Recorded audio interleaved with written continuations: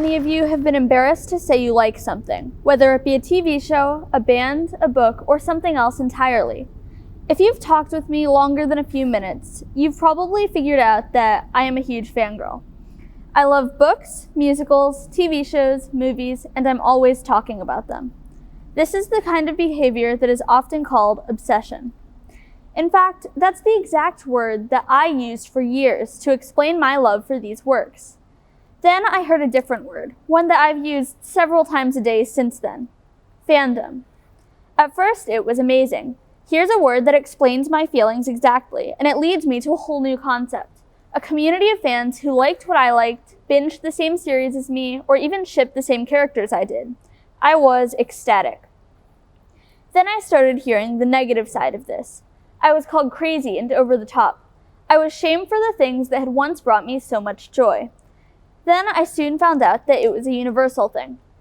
Once I sought out others' experiences, they were everywhere. People said that interests had been ruined for them because of the judgment that they'd received.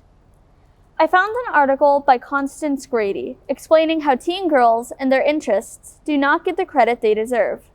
Teen girls everywhere are being told that their passions mean less because of their age and gender. Still not sure what I mean? Here's an example. Britney Spears. She's a great example of a celebrity that rose to fame as a teenager, someone who has experienced the great respect and impressiveness of being such an influential teenager, but also the dehumanization and invalidation that comes with it. Within the last few years, she's gone through a very public attempt to end the conservatorship she's been under since 2008. She succeeded in terminating it on November 12, 2021. Before this happened, actress Tavi Gevinson wrote an article in The Cut about Britney Spears, explaining the two main options people tend to subscribe to when talking about the Free Britney movement. Either everything was Britney's choice, including the persona she displayed to her fans, or nothing was Britney's choice, and the evil adults made all her decisions.